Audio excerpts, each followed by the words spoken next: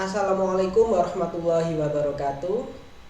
Perkenalkan, nama saya Muhammad Khairul Razikin, salah satu dosen di Politeknik Negeri Jember, jurusan Kesehatan, Program Studi Manajemen Informasi Kesehatan. Pada kesempatan kali ini, izinkan saya akan menjelaskan salah satu mata kuliah saya dengan menggunakan metode DIA, Delivery, Interaction, and Assessment. Adapun mata kuliah yang saya bawakan kali ini yaitu mata kuliah Logika dan Algoritma dengan kode RMD 1607 yang memiliki bobot 2 SKS, di mana 2 SKS yaitu memiliki 1 SKS adalah teori, 1 SKS adalah praktikum. Dan mata kuliah ini untuk semester 1 pada program studi manajemen informasi kesehatan. Adapun deskripsi mata kuliah ini membahas tentang pengenalan, pemahaman, serta mengasah kemampuan berpikir logis dan membuat algoritma sebagai solusi pemecahan masalah. Sehingga mahasiswa diharapkan dapat memahami konsep dasar logika algoritma, menuliskan algoritma, dan menerapkan algoritma sebagai solusi permasalahan. Untuk capaian pembelajaran lulusan program studi manajemen informasi kesehatan yaitu meliputi yang pertama, S9, menunjukkan sikap bertanggung jawab atas pekerjaan di bidang keahliannya secara mandiri. KU1, mampu menerapkan pemikiran logis, kritis, inovatif, bermutu, dan terukur dalam melakukan pekerjaan yang spesifik di bidang keahlian rekamedik dan informasi kesehatan, serta sesuai dengan standar kompetensi kerja bidang rekamedis dan informasi kesehatan. KK3, mampu berkolaborasi dalam tim dengan komunikasi efektif untuk melaksanakan seleksi, pengembangan aplikasi, pembiayaan pelayanan kesehatan, dan klaim manajemen. P1, konsep teknologi informasi secara umum. Selanjutnya ada juga CPMA Logika dan Algoritma, yaitu mahasiswa mampu memahami konsep dasar logika algoritma dan secara mandiri mampu menerapkannya dengan pemikiran logis, menggunakan flowchart secara kritis, inovatif, bermutu, dan terukur dengan sikap bertanggung jawab sesuai dengan CPL atau capaian lulusan program studi. Untuk materi pembelajaran pada mata kuliah ini yaitu yang pertama, konsep logika dan algoritma, kedua, struktur data, ketiga, variabel dan konstanta, keempat, flowchart dan pseudocode, kelima, control flow atau perulangan dan percabangan, keenam, prosedur dan fungsi, 7, rekursif, 8, UTS, 9, array, 10, algoritma sequential, 11, algoritma pengurutan, 12, algoritma pencarian, 13, studi kasus algoritma kompleks, dan yang terakhir adalah UAS. Untuk strategi pembelajaran, saya menggunakan sistem Student Centered Learning atau SCL, atau pembelajaran yang berpusat pada mahasiswa, di mana selain ceramah juga dilakukan diskusi secara aktif dengan mahasiswa. Untuk proses pembelajaran saya menggunakan platform Zoom, sehingga dapat berinteraksi secara langsung dengan mahasiswa. Selain itu juga terdapat tugas terstruktur atau praktikum berdasarkan kasus yang ada pada source code yang sudah ada, sehingga mahasiswa dapat mengetahui secara langsung bagaimana source code yang bekerja dengan menggunakan logika dan algoritma. Kemudian untuk pertanyaan, mahasiswa bisa menyampaikan melalui Zoom dengan cara raise hand dan atau bisa menggunakan WhatsApp chat. Pengiriman tugas terstruktur atau praktikum dan absensi mahasiswa melalui Learning Management System atau LMS Policy dengan link berikut ini. Materi kuliah dan bahan bacaan diinformasikan sejak awal perkuliahan yang dapat diakses melalui LMS Policy. Untuk menambah wawasan dan pemahaman melalui kuliah, mahasiswa diberikan tugas terstruktur atau praktikum dan belajar mandiri. Adapun aspek penilaian yang saya terapkan antara lain, yang pertama adalah sikap, yaitu cara mahasiswa menyampaikan pendapat dalam diskusi dan bertanggung jawab dalam menyelesaikan tugas. Yang kedua, penguasaan materi oleh mahasiswa yang ditunjukkan dalam diskusi, presentasi, ujian tengah semester, dan ujian akhir semester. Yang ketiga, keterampilan, kreativitas mahasiswa dalam membuat source code lalu membuat flowchart, dan mampu menjelaskan alur dari flowchart serta source code tersebut. Selanjutnya, bobot yang saya gunakan dalam penilaian mahasiswa antara lain bobot nilai harian atau NH, nilai tugas terstruktur sama dengan 60% dengan kriteria sangat baik lebih dari 75, baik 51 sampai 75, dan tidak baik kurang dari 51. Bobot nilai ujian tengah semester atau UTS 20%, bobot nilai ujian akhir semester atau UAS 20%. Untuk UTS dan UAS, saya menggunakan soal vignette multiple choice dengan 60 soal yang dilakukan atau dilaksanakan melalui Learning Management System POLI-J. Penentuan nilai akhir dengan cara menunjukkan hasil dari bobot yang diterima, yaitu 60% nilai harian atau NH ditambah 20% UTS ditambah 20% UAS yang kemudian dikonversikan ke dalam nilai akhir, yaitu A 81 sampai 100, AB 76 sampai 80, B 71 sampai 75, BC 66 sampai 70, C 56 sampai 65, D 46 sampai 55, dan E lebih dari 45. Batas lulus adalah nilai 60 atau C, nilai kurang dari 60 dapat mengikuti ujian perbaikan. Untuk penugasan menyesuaikan dengan materi yang diterima mahasiswa dapat dilakukan secara kelompok apabila tugas yang diberikan mereview materi yang diterima dan dipresentasikan. Selanjutnya dilaksanakan secara individu apabila tugas yang diberikan meliputi kasus dalam menentukan logika dan algoritma pemrograman. Tugas terstruktur dapat dikumpulkan melalui LMS dengan format nama mahasiswa underscore NIM. Tugas dikumpulkan 1 minggu sebelum materi selanjutnya dimulai. Selanjutnya, referensi yang dapat digunakan mahasiswa yaitu yang pertama, buku dari Rinaldi Munir dengan judul Algoritma Teknik Pemrograman Jilid 1 dan 2 penerbit Andi Yogyakarta. Yang kedua, buku dari Fathul Wahid dengan judul Dasar-dasar Algoritma dan Pemrograman penerbit Andi Yogyakarta. Yang ketiga, Sutejo Budi dan Michael dengan buku berjudul Algoritma Teknik Pemrograman penerbit Andi Yogyakarta. Keempat, buku dari Posen BG Programming Flowcharting for Business Data Processing penerbit New York pada tahun 1978. Kelima, buku dari Abdul Qadir dengan judul Pemrograman C++ membahas pemrograman berorientasi objek penerbit Andi Yogyakarta. Pada perkuliahan ini saya menekankan pada mahasiswa untuk lebih disiplin di mana toleransi keterlambatan join kuliah 10 menit, menggunakan seragam rapi dan wajib on kamera saat perkuliahan dimulai. Memperhatikan kuliah dengan baik, jika terdapat mahasiswa yang berhalangan hadir dapat mengirimkan surat izin dari orang tua ataupun dokter. Selain itu, mahasiswa dapat secara langsung berinteraksi dengan dosen yang dimana mahasiswa diperbolehkan bertanya kapan saja.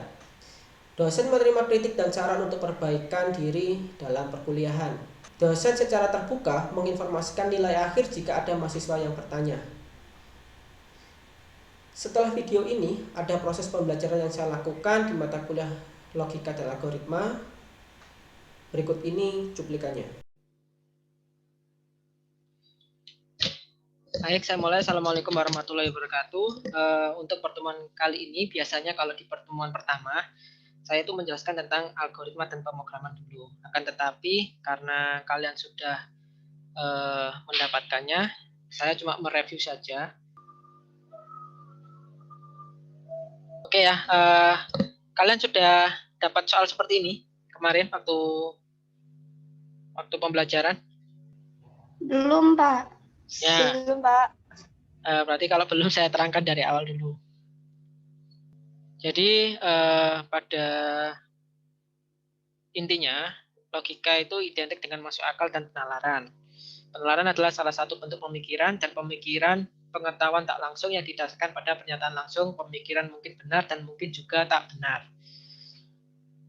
Logika menimbulkan kesadaran untuk menggunakan prinsip-prinsip berpikir secara sistematis. Jadi intinya logika itu gimana ya, menggambarkan alur dari sebuah sistem. Kalau kalian masuk ke puskesmas atau ke rumah sakit, itu kan ketika kalian masuk ada tuh flowchart-nya, ke pendaftaran dulu, lalu menuju ke tempat ini, lalu menuju ke tempat itu. Nah, itu adalah namanya flowchart, ya. Itu flowchart. Akan tetapi terkadang yang ada di instansi itu flowchart-nya memang tidak mengenal ini flowchart apa dan flowchart apa. Nanti saya jelaskan flowchart-nya itu ada banyak macamnya. Dan algoritma, ya, urutan langkah-langkah logis penyelesaian masalah yang disusun secara sistematis, ya. Untuk menjadi sebuah algoritma, urutan langkah yang ditempuh untuk menyelesaikan masalah harus memberikan hasil yang benar. Jangan sampai algoritma yang salah. Contoh sederhananya ada seperti ini. Contoh sederhana ya. Titik-titik ditambah titik-titik sama dengan 2. Nah, itu kan kalau kita menjawabkan pasti 1 ditambah 1 sama dengan 2. Tapi kalau program, kan nggak bisa. Kalau ada titik-titik ditambah titik-titik sama dengan 2. Kan nggak bisa itu. Jadi harus dideklarasikan A sama dengan 1, B sama dengan 1. Sehingga titik-titik nanti dimasukkan A ditambah B sama dengan 2. Seperti itu. Ya. Algoritma merupakan deskripsi urutan pelaksanaan suatu proses dan algoritma tersusun oleh sederetan langkah instruksi yang logis. Tiap langkah instruksi akan mengerjakan suatu tindakan. Oke. Intinya yang ada di algoritma itu, kalau ada di flowchart juga, itu ada input, proses, output, dan logika. Ya, logika ini sedikit berpikir ya, tapi kebanyakan juga memberikan penalaran yang lebih jauh. Kalau misalkan ada input, data yang harus diberikan pada komputer. Ya, ingat-ingatnya, ini ada 4 pasti. Input, proses, output, dan logika. Proses nanti akan tergabung menjadi logika. Artinya logika ini adalah metodenya. Seperti tadi, titik-titik ditambah titik-titik sama dengan 2 ya. Itu kan ada di logika. Bisa masuk logika, bisa juga masuk proses. Jadi input, data yang harus diberikan pada komputer, proses adalah pengolahan datanya, output informasi yang akan diperoleh dari komputer. Dan logika merencanakan proses program terdiri dari sejumlah instruksi yang mengubah input menjadi output yang diinginkan. Oke. Contoh kecilnya ya, untuk kalian boleh menjawab semua ya, nggak apa-apa. Ada 2 buah gelas, satu berisi teh dan satunya lagi berisi kopi. Bagaimana caranya menukar isi masing-masing gelas? Coba kalian jawab gimana caranya? Siapkan gelas lain, gelas kosong yang lain. Oke, disiapkan gelas kosong yang lain. Coba yang lain, ada lagi nggak?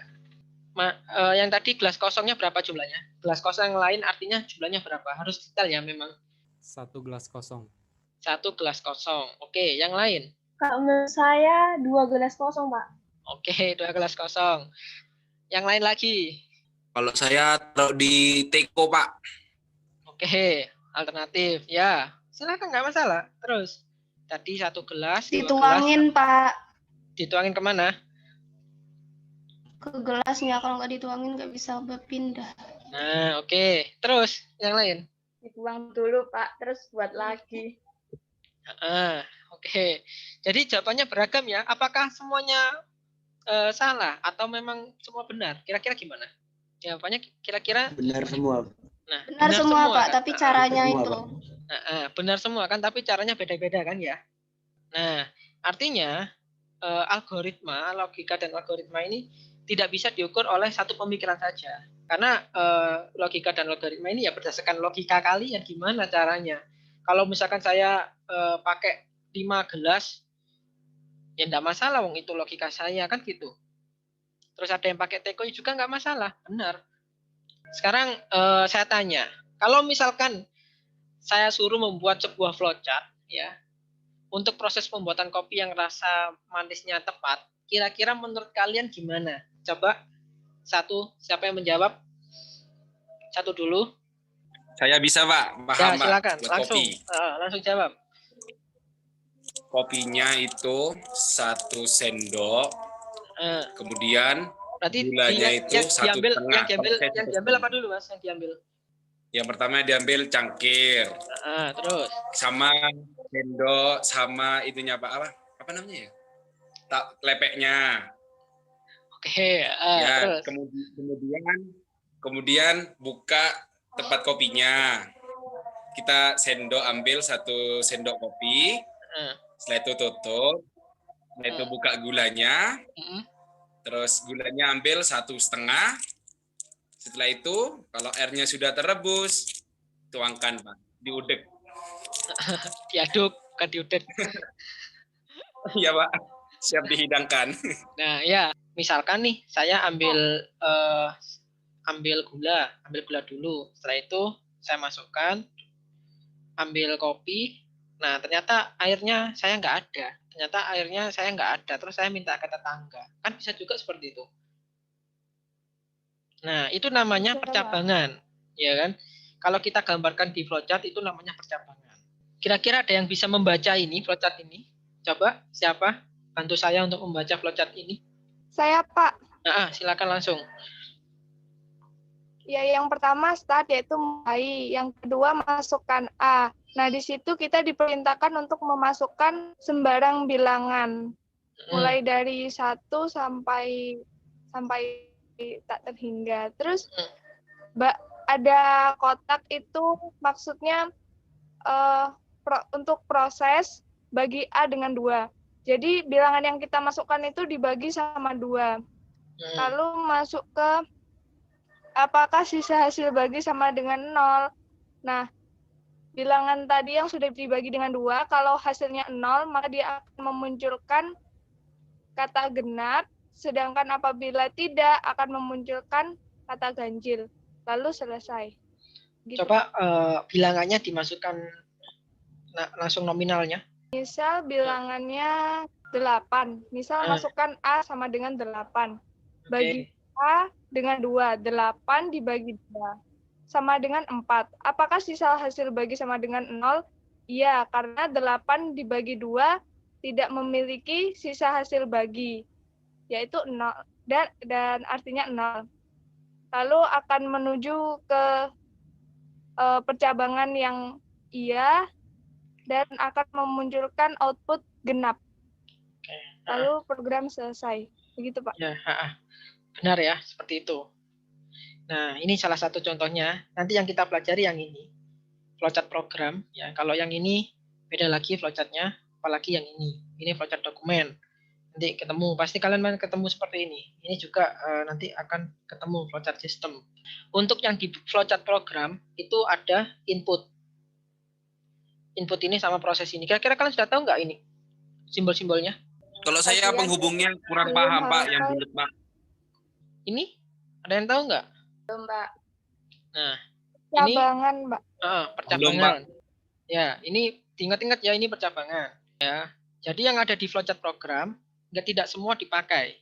Hanya input, proses, keputusan, predefine, preparation, terminal point. Ini untuk akhir flowchart. Jadi kalau awal start berarti belakang di akhir, jangan sampai awal mulai di akhir finish. Ya, kalau Indonesia aja, kalau Inggris ya Inggris aja ya. Jadi untuk penulisan flowchart itu menggunakan Microsoft Visio.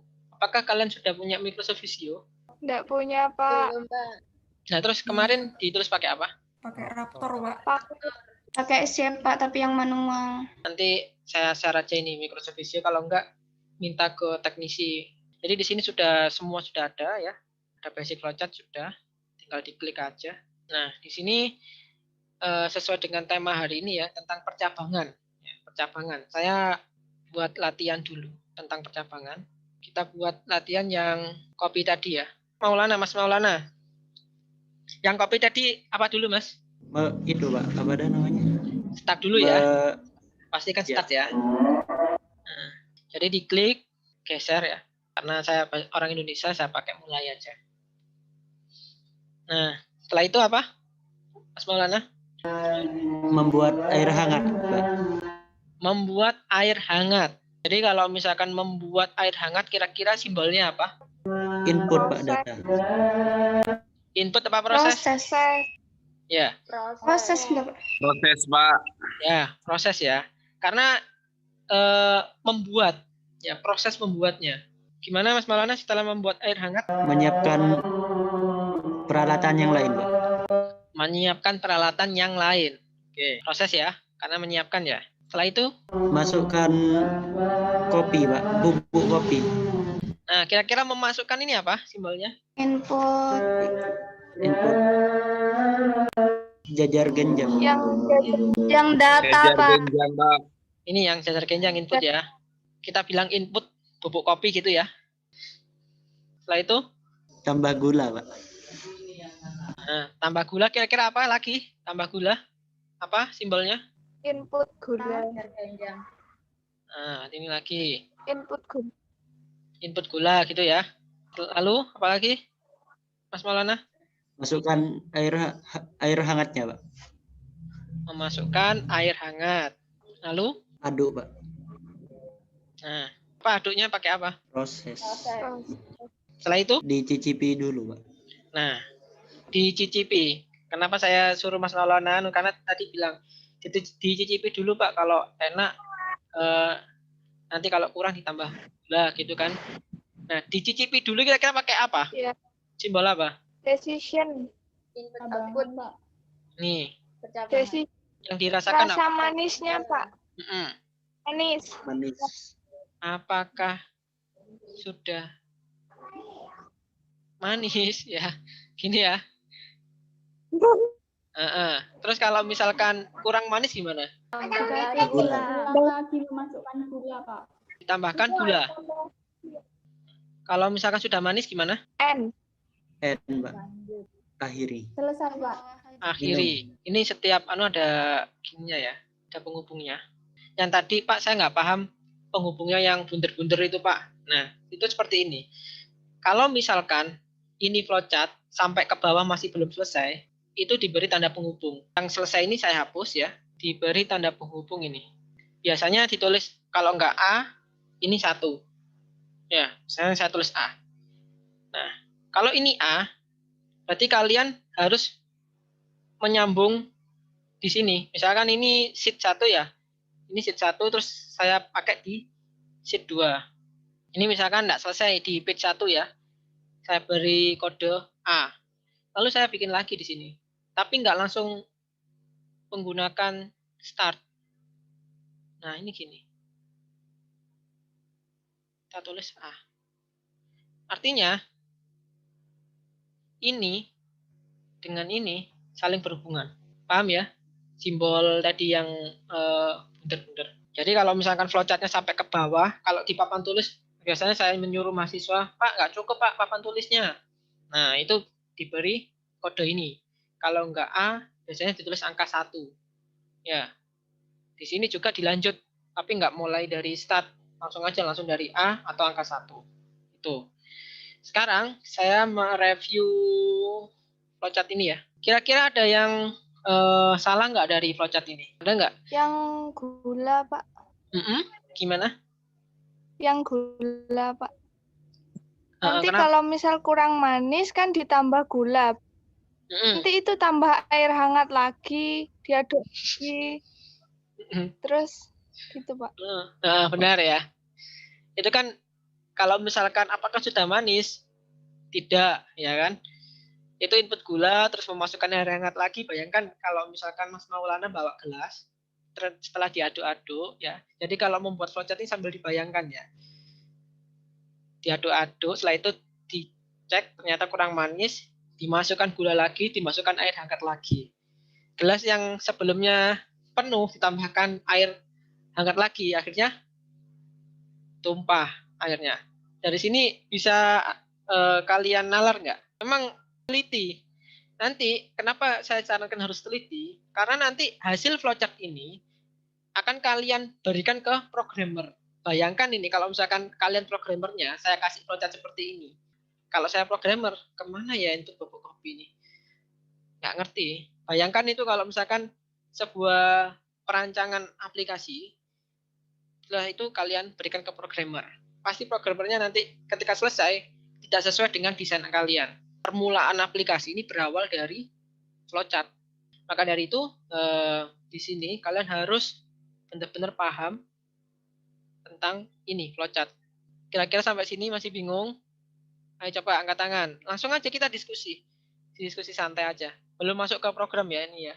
Ada nggak? Ini semua kalau kalian mau belajar ada di bukunya Jogianto. Nah, saya mengambil referensi dari situ. Lalu bagaimana flowchart yang baik dan benar, Pak? Flowchart yang baik dan benar itu bisa ditangkap oleh seorang programmer. Sekarang untuk tugas ya, ini tugasnya, tugas kalian. Setelah kalian sudah mengetahui seperti ini, kalian pakai bahasa pemrograman apa? Pascal, Pak. Oke, pakai Pascal. Ya, saya di sini tidak memberi tugas memogram, akan tetapi silahkan kalian semua mencari referensi source code Pascal ya tentang ya. Jadi programnya kalian nggak perlu buat sendiri, akan tetapi silahkan cari referensi, terus kalian buat di Pascal kalian. Setelah itu terjemahkan ke dalam bentuk flowchart ya. Jadi kalian buatnya nanti buat flowchartnya, paham ya? Karena saya ingin mengkoreksi flowchartnya. Dikumpulkan. Visi, Pak. Mau tanya, Pak. Ya. Berarti itu pakai Microsoft Visio ini, Pak? Kalau mau pakai silahkan, kalau enggak ya juga nggak apa-apa. Itu berarti ada berapa program ya, Pak? While, for, repeat, if, else. Ada 5. 5 kan nggak buat sendiri, Rek. Cari kan di internet kan. Pokoknya simbolnya diingat kalau di flowchart program, jajar genjang, ya, persegi panjang, belah ketupat, setelah itu mulai sama finish itu. Sedikit kok kalau yang ada di flowchart program. Ini simbol apa? Ini simbol preparation, persiapan. Kalau misalkan ini ada variabel yang harus dideklarasikan, masuk ke sini. Contohnya ini, saya mendeklarasikan P sama dengan 1, R sama dengan 2. Input P, berarti isinya berapa P ini? 1. L-nya berapa? Oke. Lalu masuk di sini, 2. proses. Nah, ini yang dimaksud algoritma ada di sini. Ini. L sama dengan P kali L. Luas sama dengan panjang kali lebar. Outputnya luas persegi panjang. Jadi input dan output ini sama simbolnya. Jelas ya? Jelas, Pak. Untuk perkuliahan tentang logika algoritma, saya akhiri. Kurang lebihnya mohon maaf. Untuk tugasnya jangan lupa dikumpulkan. Wassalamualaikum warahmatullahi wabarakatuh. Waalaikumsalam. Terima kasih Bapak. Ya, sama-sama. Demikian penjelasan mata kuliah logika dan algoritma yang saya sampaikan. Semoga bisa bermanfaat. Terima kasih. Wassalamualaikum warahmatullahi wabarakatuh.